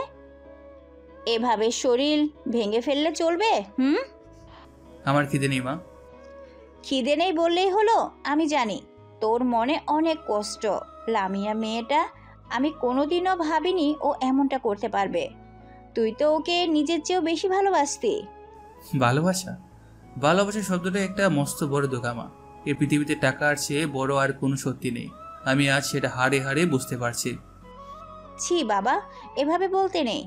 সব মানুষ এরকম হয় না। হয়তো আল্লাহ তোর জন্য এর চেয়েও ভালো কিছু রেখেছেন। ভালো? আমার আর ভালো মন্দ কিছু যায় আসে না মা। আমার ভেতরে সব কিছু মরে গেছে।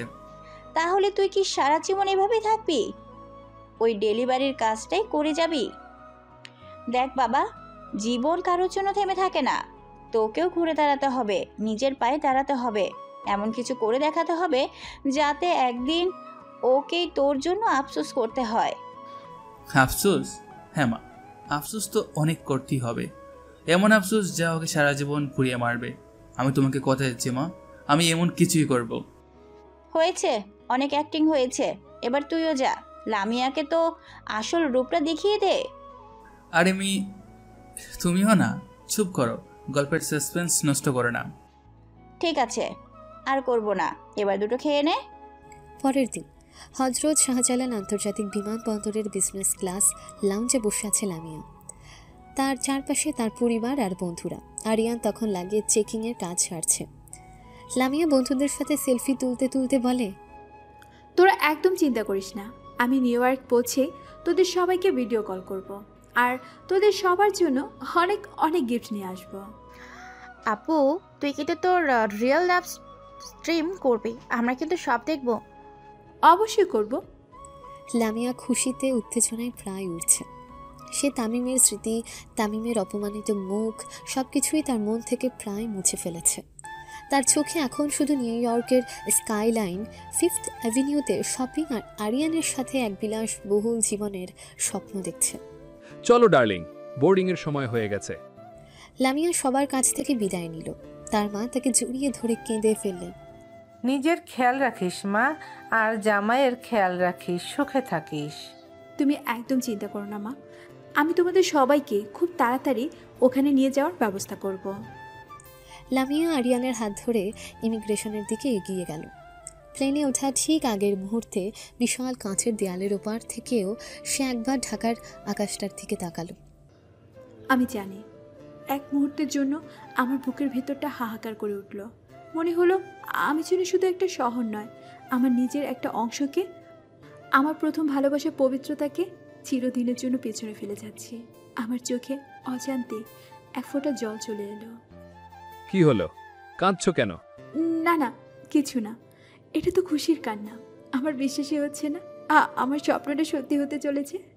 আরিয়ান তার কপালে চুমু খেয়ে বলে, এটা তো শুধু ট্রেইলার মাই লাভ, পিকচার তো এখনো বাকি। লামিয়া আরিয়ানের হাতটা আরো শক্ত করে ধরল।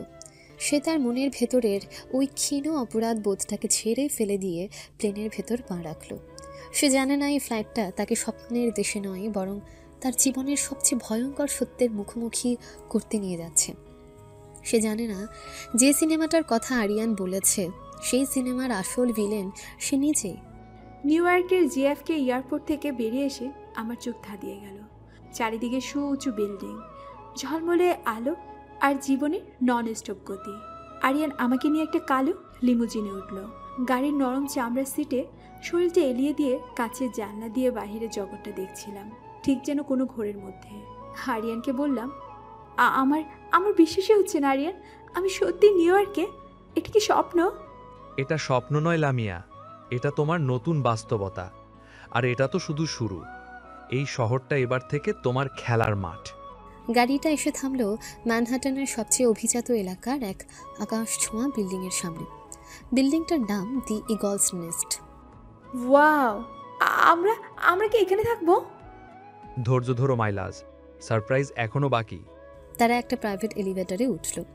এলিভেটরটা সরাসরি উপরে উঠতে শুরু করলো। ফ্লোরের সংখ্যাগুলো দ্রুত বদলে যাচ্ছে।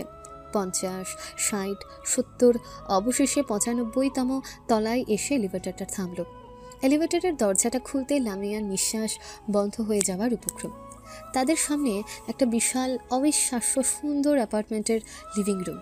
ফ্লোর থেকে সিলিং পর্যন্ত কাঁচের দেয়াল, যেখান দিয়ে পুরো নিউ ইয়র্ক শহরটাকে দেখা যাচ্ছে। ইতালিয়ান মার্বেলের মাঝে আধুনিক আসবাবপত্র, দেয়ালে পিকাসোর অরিজিনাল পেইন্টিং, সব কিছুই যেন কোনো বিলিয়নিয়ারের স্বপ্নের জগৎ। হে আল্লাহ, এটা কি তোমার বাসা আরিয়ান? এটা তো একটা রাজপ্রাসাদ। রাজপ্রাসাদ তো বটেই, কিন্তু এটা আমার নয়। তোমার নয়? তাহলে এটা কার? এটা আমার বসের। নেক্সাস গ্রুপ তো শুধু একটা ছোট অংশ, আসল সাম্রাজ্যটা তো তার। এই বিল্ডিং, আমাদের প্রাইভেট জেট, ইউরোপের ফ্যাশন হাউসগুলো, সব কিছুই তার। লামিয়ার চোখ বিস্ময় বড় বড় হয়ে গেল। আরিয়ান মনে মনে বলে, যাকে আমি নিজেই এক বিশাল সাম্রাজ্যের মালিক ভেবেছি, সে আসলে অন্য কারো কর্মচারী। তাহলে তার বস না জানে আরও কত বড় মাপের মানুষ। তোমার বস তিনি কি এখানে থাকেন? মাঝে মাঝে, যখন তিনি নিউ ইয়র্কে আসেন। আর আজ তিনি এখানেই আছেন, স্পেশালি একজনের সাথে দেখা করার জন্য। কার সাথে? তোমার সাথে লামিয়া। আমার সাথে? কেন? আমি তো তাকে চিনিও না। কিন্তু তিনি তোমাকে চেনেন, খুব ভালো করেই চেনেন। বাংলাদেশে আমার পুরো সময়টা, তোমার প্রতিটি পদক্ষেপ, সব কিছুই তিনি জানতেন। লামিয়ার বুকের ভেতরটা ভয়ে কেঁপে ওঠে। তার মনে হলো সে যেন কোনো অদৃশ্য জালে জড়িয়ে পড়েছে। ভয় পেও না, তিনি খুব ভালো মানুষ, অন্তত তাদের জন্য যারা তার প্রতি অনুগত থাকে। চলো আমার বসের সাথে তোমার পরিচয় করিয়ে দিই। এই পুরো সাম্রাজ্যটা তাঁরই। আরিয়ান লামিয়ার হাত ধরে তাকে লিভিং রুমের শেষ প্রান্তে বিশাল কাঁচের দেয়ালটার দিকে নিয়ে গেল। সেখানে শহরের দিকে মুখ করে এক দীর্ঘ ছায়া মূর্তি দাঁড়িয়ে আছে। তার পরনে একটা নিখুঁত টেইলার্ড স্যুট। তার দাঁড়ানোর ভঙ্গিতে এমন এক কর্তৃত্ব যা হাজার মানুষের মধ্যেও তাকে আলাদা করে চেনার জন্য যথেষ্ট। বস, আপনার অতিথি এসে গেছে। লামিয়া রুদ্ধশ্বাসে অপেক্ষা করতে লাগলো। কে এই রহস্যময় বিলিয়নিয়ার? কেমন দেখতে সে কি আমার মতো একজন সাধারণ মেয়েকে মেনে নেবে? ছায়া মূর্তিটা খুব ধীরে ঘুরে দাঁড়ালো, আর তাকে দেখার সাথে সাথে লামিয়ার পায়ের তলার মার্বেলের মেঝেটা যেন তুলে উঠল। তার চারপাশের পৃথিবীটা যেন ভেঙে চুরমার হয়ে গেল। তার চোখ দিয়ে বেরিয়ে এলো এক অবিশ্বাসী আতঙ্কিত আর্তনাদ। তামিম! কাঁচের দেয়ালের সামনে যে মানুষটা দাঁড়িয়ে আছে সে আর কেউ নয়, তামিম। তবে এই সেই সাধারণ মধ্যবিত্ত তামিম নয়, যার চোখে সারল্য আর ভালোবাসা মাখা ছিল। এই তামিমের পরনে $1,000,000 স্যুট, হাতে দামি ঘড়ি, চুলগুলো নিখুঁতভাবে সাজানো, আর তার চোখ দুটো বরফের মতো শীতল, যেখানে নেই কোনো ভালোবাসা, আছে শুধু এক গভীর হিসেবি প্রতিশোধের আগুন। লামিয়া 1 পা 2 পা করে পিছিয়ে যেতে লাগলো, যেন কোনো ভয়ঙ্কর দুঃস্বপ্ন দেখছে। তার মস্তিষ্ক বিশ্বাস করতে পারছিল না যে মানুষটিকে সে একটু আগে অতীতের আবর্জনা বলে ছুঁড়ে ফেলে এসেছে, সেই মানুষটাই এই অবিশ্বাস্য সাম্রাজ্যের মালিক হতে পারে। না না, এটা হতে পারে না। তুমি তুমি এখানে কি করছো? তুমি তো একজন ডেলিভারি বয় ছিলাম। তোমার জন্য আমি ডেলিভারি বয় ছিলাম লামিয়া। শুধু একবার দেখতে চেয়েছিলাম আমার ভালোবাসার গভীরতা মাপার জন্য তুমি কতটা নিচে নামতে পারো। তামিম ধীর পায়ে লামিয়ার দিকে এগিয়ে গেল। তার প্রতিটি পদক্ষেপে ছিল এক রাজার আত্মবিশ্বাস। অবাক হচ্ছে তাই না? ভাবছো কিভাবে সম্ভব যে ছেলেটা তোমাকে একটা লাল শাড়ি কিনে দেওয়ার ক্ষমতা রাখতো না, সে কিভাবে এই পেইন্ট হাউসের মালিক হয়? ভাবছো আরিয়ান তোমার স্বপ্নের রাজকুমার, সে কেন আমার সামনে মাথা নিচু করে দাঁড়িয়ে আছে? তামিম আরিয়ানের কাঁধে হাত রাখল। আরিয়ান তার বসের দিকে অনুগত দৃষ্টিতে তাকালো। পরিচয় করে দে।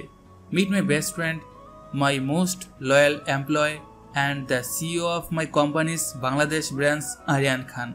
আর নেক্সাস গ্রুপ, ওটা আমারই কোম্পানি লামিয়া, আমারই সাজানো একটা মঞ্চ। মঞ্চ? তার মানে তোমার ওই চাকরির অফার, তোমার ওই ভালোবাসার নাটক, সবকিছু মিথ্যা ছিল? বসের আদেশের বাইরে আমি কিছুই করিনি মিস লামিয়া। আমার প্রতিটি পদক্ষেপ, প্রতিটি কথা, সবকিছুই ছিল ওনারই শেখানো। কেন করলে তুমি আমার সাথে এমন তামিম? কি ক্ষতি করেছিলাম আমি তোমার? আমি তো শুধু একটা ভালো জীবন চেয়েছিলাম। ভালো জীবন? কোনটাকে বলো তুমি ভালো জীবন লামিয়া? টাকা, ক্ষমতা, স্ট্যাটাস, এর জন্য তুমি আমার 5 বছরের ভালোবাসা, আমাদের বিশ্বাস, আমাদের স্বপ্ন সবকিছুকে পায়ে নিচে পিষে দিলে? তুমি কি একবারও ভেবেছিলে আমার কথা? তামিমের কণ্ঠস্বর যন্ত্রণায় আর ঘৃণায় কাঁপছিল। সে পেন্ট হাউসের বাড়ির দিকে এগিয়ে গিয়ে নিজের জন্য 1 গ্লাস পানি ঢালল। 5 বছর আগে ঠিক এমনই এক সন্ধ্যায় তুমি আমাকে ছেড়ে গিয়েছিলে। কারণটা কি ছিল মনে আছে তোমার? কারণ আমার এক প্রতিযোগী, যে আমার চেয়ে বড় লোক ছিল, সে তোমাকে বিয়ের প্রস্তাব দিয়েছিল। সেদিনও তুমি ঠিক এভাবেই বলেছিলে, ভালোবাসা দিয়ে পেট ভরে না তামিম। আমি ভুল করেছিলাম, আমি বুঝতে পারিনি। চুপ, একটু মিথ্যা কথা বলবে না। সেদিন আমি তোমার গায়ে ধরেছিলাম লামিয়া। আমি তোমাকে বলেছিলাম আমাকে শুধু 2 বছর সময় দাও, আমি কথা দিচ্ছি আমি তোমার সব স্বপ্ন পূরণ করব। কিন্তু তুমি আমার কথা শোনোনি।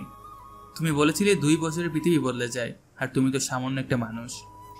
তামিম গ্লাসের পানিটা এক চুমুকে শেষ করে লামিয়ার সামনে এসে দাঁড়ালো।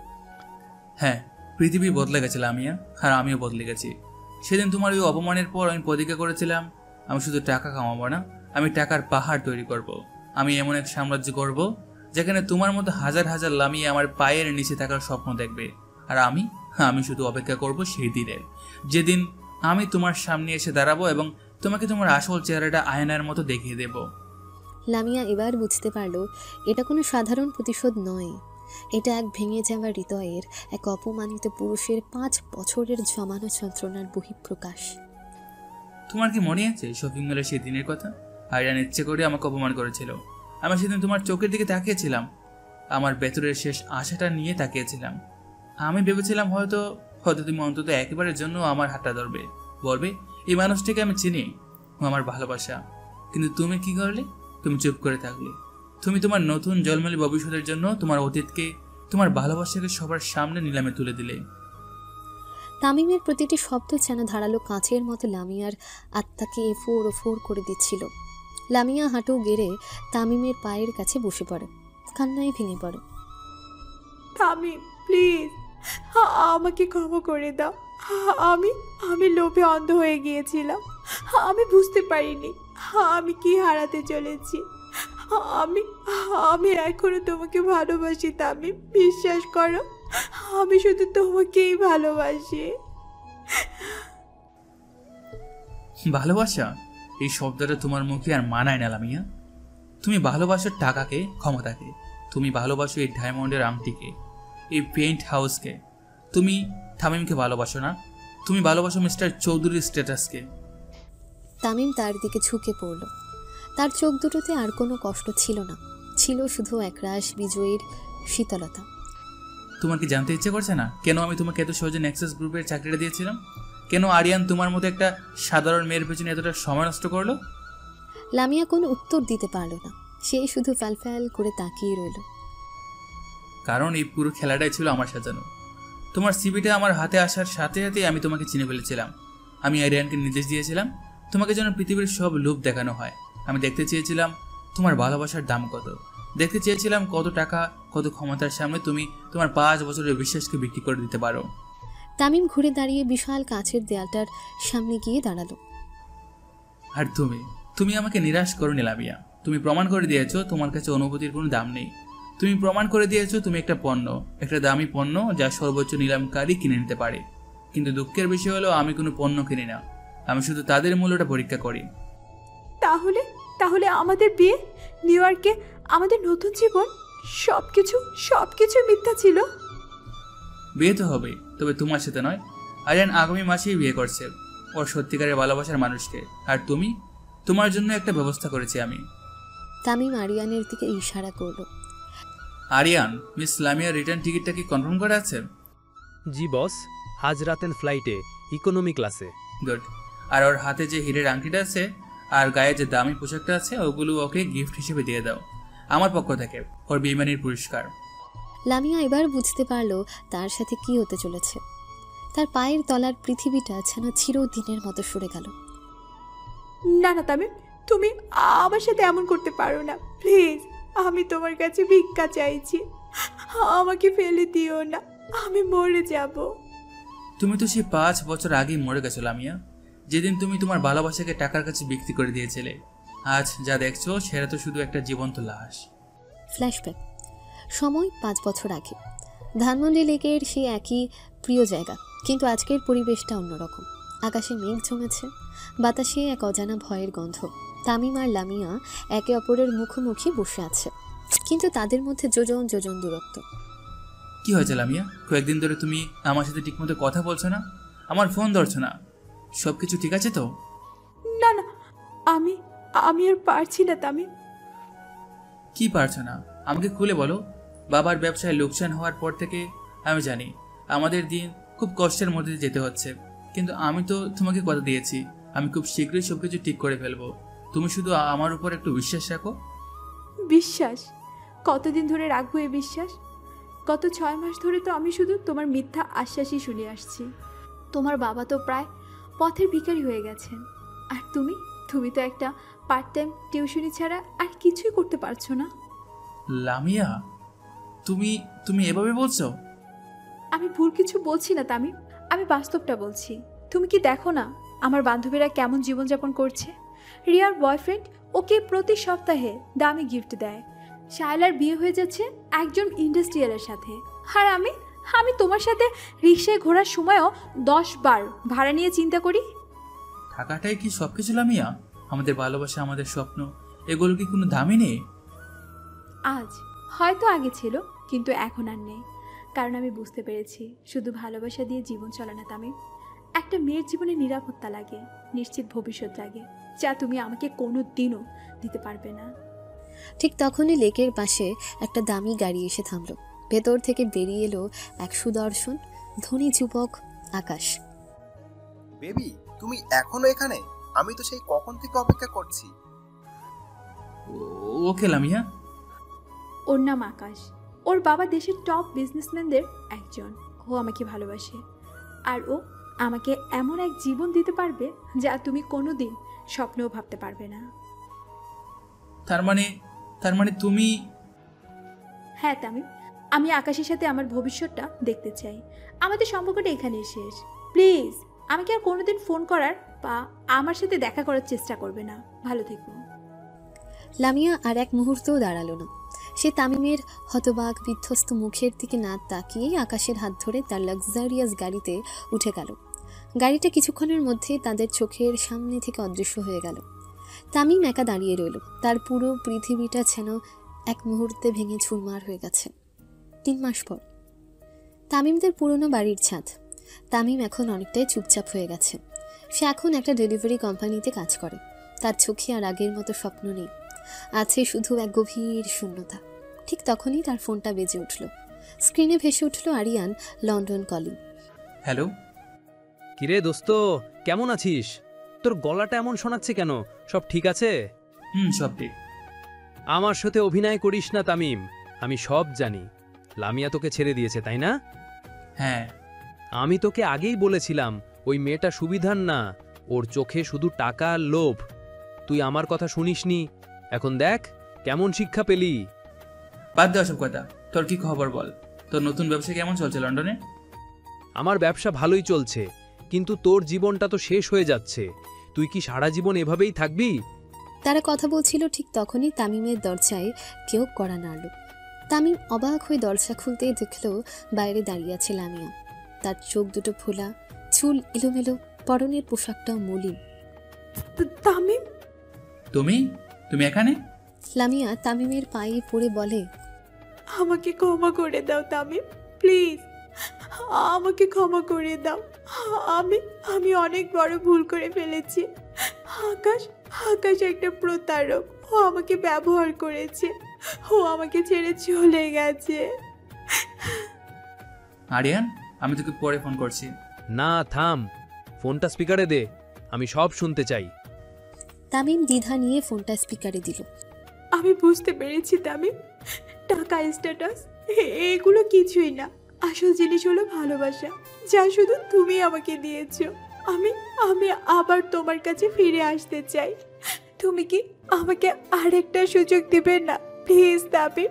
আমি তোমাকে ছাড়া মরে যাব। লামিয়ার কান্না আর আকুতি দেখে তামিমের পাথর হয়ে যাওয়া মনটা আবার গলতে শুরু করলো। সে লামিয়াকে মাটি থেকে তুলে দাঁড় করালো। ঠিক আছে লামিয়া, কেঁদো না, আমি তোমাকে ক্ষমা করে দিলাম। তুমি এখন যাও, আমি পরে তোমার সাথে কথা বলছি। লামিয়া চলে যাওয়ার পর তামিম আরিয়ানকে বলে, সরি দোস্ত, এখন বল।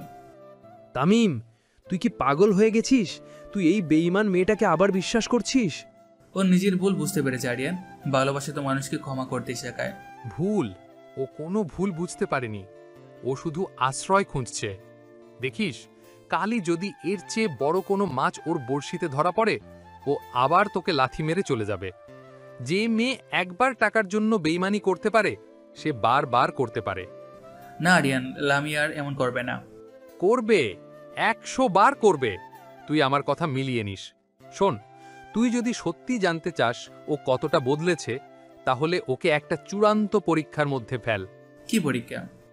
আমার মাথায় একটা প্ল্যান এসেছে, একটা নিখুঁত প্ল্যান, এমন এক খেলা যেখানে ও নিজের অজান্তেই তার আসল রূপটা আমাদের সামনে তুলে ধরবে।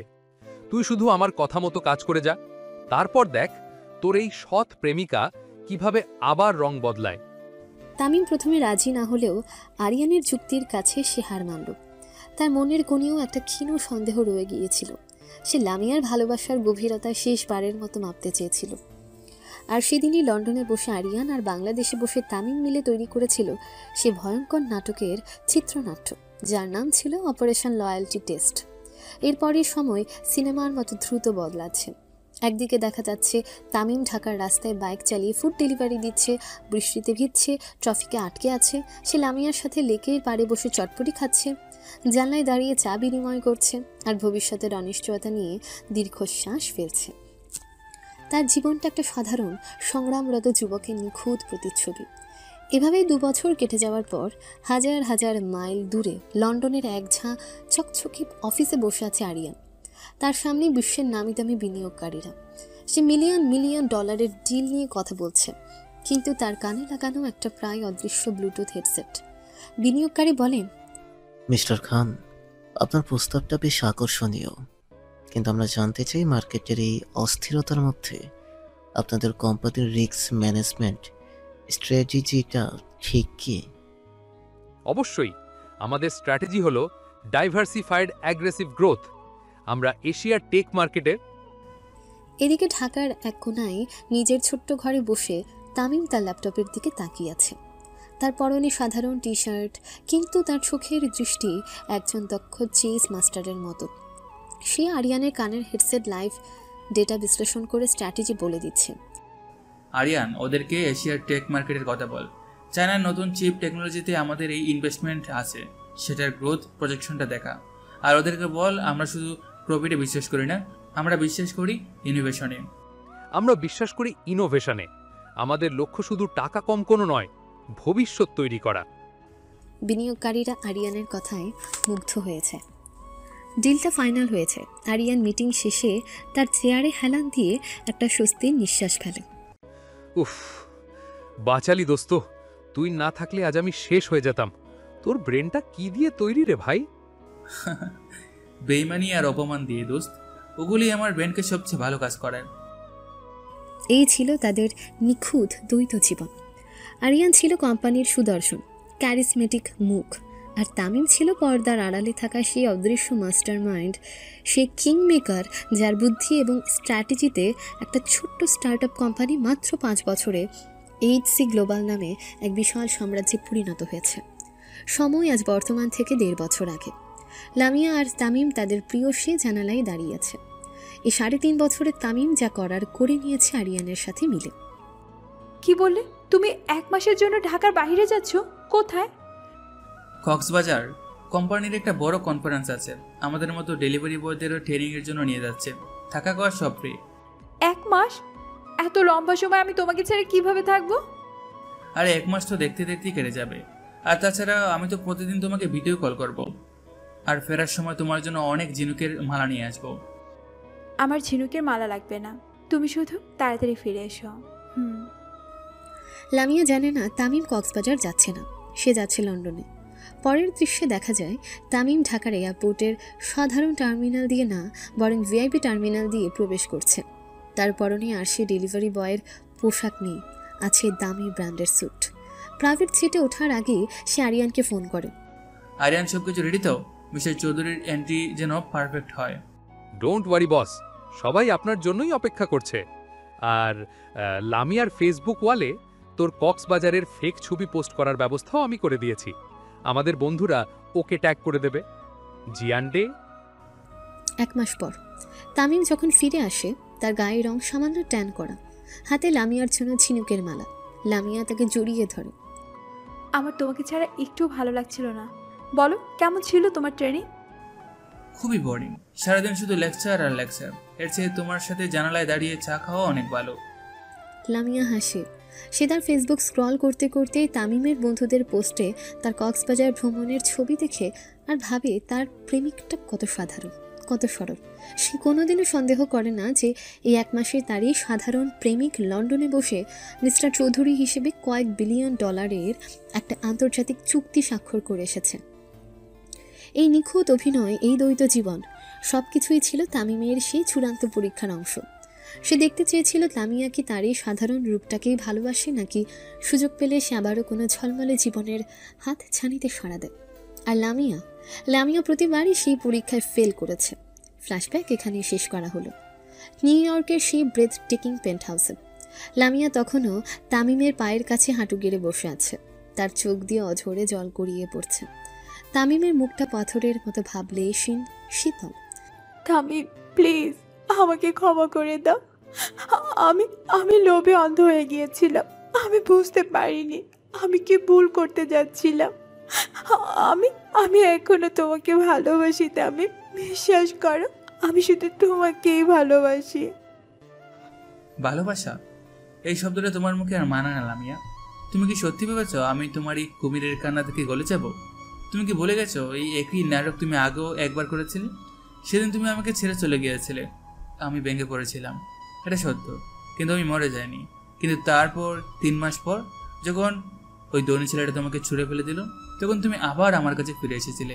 ঠিক এভাবেই আমার পায়ে ধরেছিলে, কেঁদেছিলে, আর আমি বোকার মতো তোমাকে বিশ্বাস করেছিলাম। আমি তোমাকে ক্ষমা করে দিয়েছিলাম লামিয়া। আমি ভেবেছিলাম তুমি হয়তো তোমার ভুলটা সত্যি বুঝতে পেরেছ। আমি তোমাকে দ্বিতীয়বার সুযোগ দিয়েছিলাম। আমার পুরো পৃথিবীটা, আমার সবটুকু বিশ্বাস তোমার হাতে তুলে দিয়েছিলাম। আর তুমি সেই বিশ্বাসের সাথে আবার বেইমানি করলে, ঠিক একইভাবে, একই কারণে। না, এবারেটা আলাদা। আমি কিছুই আলাদা নয়, শুধু খেলোয়াড়টা বদলে গেছে। খেলাটা একই রয়ে গেছে। সেদিন ছিল আকাশ, আজ আরিয়ান। সেদিন ছিল একটা দামি গাড়ি, আজ প্রাইভেট জেট। তোমার লোভের খিদে শুধু বেড়েছে, তোমার চরিত্রটা এক চুলো বদলায়নি। কিন্তু কিভাবে করলে তুমি এত কিছু? আমাদের তো কিছুই ছিল না। তুমি তো একটা ডেলিভারি বয় ছিলে। ছিলাম, কারণ ওটাই ছিল আমার মুখোশ, আমার বর্ম। তামিম ঘুরে দাঁড়িয়ে পেন্ট হাউসের বিশাল কাঁচের দেয়ালটার সামনে গিয়ে দাঁড়ালো। তার পেছনে নিউ ইয়র্কের ঝলমলে আকাশ। যখন তুমি আমাকে প্রথমবার ছেড়ে গিয়েছিলে, সেদিন রাতেই আমি একটা জিনিস খুব ভালো করে বুঝে গিয়েছিলাম, লামিয়া, এই পৃথিবীতে ঠিকই থাকতে হলে, সম্মান নিয়ে বাঁচতে হলে শুধু ভালোবাসা যথেষ্ট নয়, এর সাথে দুটো জিনিস লাগে, টাকা আর ক্ষমতা। কারণ এই দুটো জিনিসই মানুষকে কথা বলার সুযোগ করে দেয়। সে ঘুরে লামিয়ার দিকে তাকালো। তার চোখে এক অদ্ভুত আগুন। আমি এয়ারলাইনকে ফোন করেছিলাম। ও তখন লন্ডনে সবে একটা ছোট আইটি ফার্ম শুরু করেছে। আমি ওকে বলেছিলাম, দোস্ত, আমি এমন এক সাম্রাজ্য গড়তে চাই যার সামনে দাঁড়িয়ে একদিন লামিয়াকে তার নিজের সিদ্ধান্তের জন্য আফসোস করতে হবে।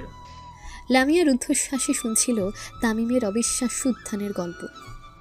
আমি আরিয়ানকে সাথে নিয়ে শূন্য থেকে এই সাম্রাজ্য করে তুলেছি। আরিয়ান ছিল কোম্পানির মুখ, যে সবার সামনে ডিল করতো, মিটিং করতো, আর আমি ছিলাম পর্দার আড়ালে থাকা সেই অদৃশ্য মস্তিষ্ক। দিনের বেলায় আমি তোমার সাধারণ প্রেমিক সেজে থাকতাম, তোমার সাথে রিক্সায় ঘুরতাম, জানালায় দাঁড়িয়ে চা খেতাম, আর রাতে আমি আমার আসল কাজটা করতাম। তামিম লামিয়ার দিকে এক পা এগিয়ে গেল। তুমি যখন তোমার সাধারণ জীবন নিয়ে অভিযোগ করে শান্তিতে ঘুমাতে, আমি তখন ঢাকার এক ছোট ঘর থেকে লন্ডনের স্টক মার্কেটে $1 মিলিয়ন ডিল ফাইনাল করতাম। তুমি যখন ফেসবুক স্ক্রল করতে, আমি তখন সিলিকন ভ্যালির নতুন টেকনোলজিতে ইনভেস্ট করার জন্য ডেটা অ্যানালাইসিস করতাম। তুমি যখন আমাকে লক্ষ্যে ছাড়া বলে অপমান করতে, আমি তখন মিস্টার চৌধুরী নামে ইউরোপের বিজনেস ম্যাগাজিনের কভারে জায়গা করে নিচ্ছিলাম। তোমার ওই 1 মাসের জন্য উদা হয়ে যাওয়া ওগুলো? হ্যাঁ, ওগুলো কোনো ট্রেনিং ছিল না। ওগুলো ছিল আমার লন্ডন আর নিউ ইয়র্কে যাওয়ার সময়, যখন আমাকে মিস্টার চৌধুরী হিসেবে সবার সামনে আসতে হতো। আমি নিখুঁতভাবে দুটো জীবনযাপন করছিলাম লামিয়া, একটা তোমার জন্য, আমার পরীক্ষার জন্য, আর অন্যটা আমার নিজের জন্য, আমার প্রতিশোধের জন্য। লামিয়া এবার চূড়ান্তভাবে ভেঙে পড়ল। সে বুঝতে পারল সে শুধু একজন প্রেমিককে হারায়নি, সে এক রাজাকে হারিয়েছে। সে এমন এক মানুষকে হারিয়েছে যে তার জন্য ভালোবাসার চূড়ান্ত পরীক্ষায় নেমেছিল, আর সে সেই পরীক্ষায় শোচনীয়ভাবে ফেল করেছে। লামিয়া যখন তার জীবনের সবচেয়ে বড় সত্য আর ভুলের মুখোমুখি হয়ে পাথরের মতো বসে আছে, ঠিক তখনই পেন্ট হাউসের ভেতরের একটা ঘরের দরজা নিঃশব্দে খুলে গেল। সেখান থেকে বেরিয়ে এলেন একজন মহিলা। তার পরনে সাধারণ শাড়ি, মুখে মায়াবী কিন্তু দৃঢ় এক অভিব্যক্তি। তাকে দেখে লামিয়ার হৃৎপিণ্ডটা প্রায় থেমে যাওয়ার উপক্রম। খালাম্মা, আপনি এখানে? তামিমের মা মিসেস আফরোজা ধীর পায়ে তাদের দিকে এগিয়ে এলেন। তার চোখে কোনো বিস্ময় নেই, আছে শুধু একরাশ করুণা আর শীতলতা। হ্যাঁ, আমি এখানে। আমি তো আমার ছেলের সাথেই থাকি। যেখানে আমার ছেলে, সেখানেই তো তার মা থাকবে। কিন্তু আপনি তো ঢাকায় তো শুধু আমার শরীরটা পড়েছিল মা। আমার আত্মাটা তো গত 5 বছর ধরে আমার ছেলের সাথে সাথে ঘুরছিল। তুমি কি ভেবেছিলে আমার ছেলে এত বড় একটা খেলা খেলবে আর আমি তার মা হয়ে কিছুই জানবো না? তামিম তার মায়ের পাশে এসে দাঁড়ালো। তার মা আলতো করে ছেলের মাথায় হাত রাখলেন। যেদিন তুমি ওকে প্রথমবার ছেড়ে গিয়েছিলে, সেদিন রাতেই তামিম আমাকে সব বলেছিল। আরিয়ান যখন এই পরীক্ষার প্রস্তাব দেয়, তখন আমি ওকে প্রথম সায় দিয়েছিলাম।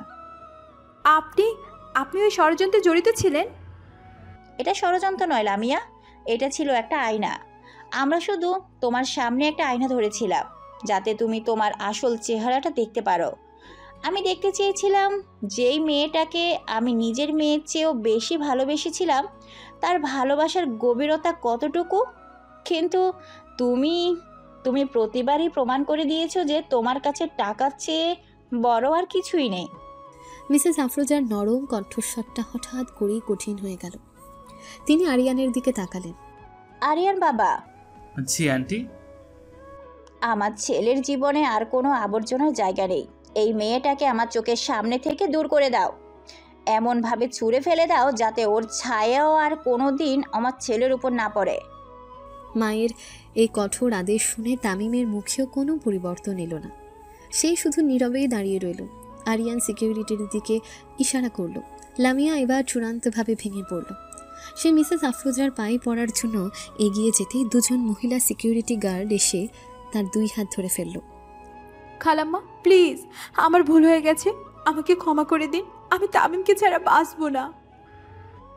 যেদিন তুমি আমার সরল ছেলেটার বিশ্বাস নিয়ে খেলা করেছিলে সেদিনই তুমি মরে গেছো লামিয়া। এখন শুধু তোমার শরীরটা বাকি আছে, নিয়ে যাও ওকে। গল্পটার সমাপ্তি এখানেই করা হলো। আশা করছি দর্শক আপনারা কমেন্টে জানিয়ে দেবেন লামিয়ার সাথে এটাই হওয়ার ছিল নাকি অন্য কিছু, এবং একই সাথে গল্পটা যদি ভালো লেগে থাকে অবশ্যই আপনাদের মূল্যবান কমেন্ট আমাদের সাথে শেয়ার করতে ভুলবেন না। এবং এই চ্যানেলে যদি নতুন সদস্য হয়ে থাকেন তবে আশা রাখছি আপনারা আমাদের চ্যানেলটিকে এই মুহূর্তে সাবস্ক্রাইব করে দিয়েছেন এবং নিয়মিত গল্পের আপডেট পেতে অবশ্যই বেল বাটনটি বাজিয়ে দেবেন। তো দেখা হচ্ছে অন্য কোনো নতুন গল্পে। সে পর্যন্ত সবাই ভালো থাকবেন, সুস্থ থাকবেন। আল্লাহ হাফেজ।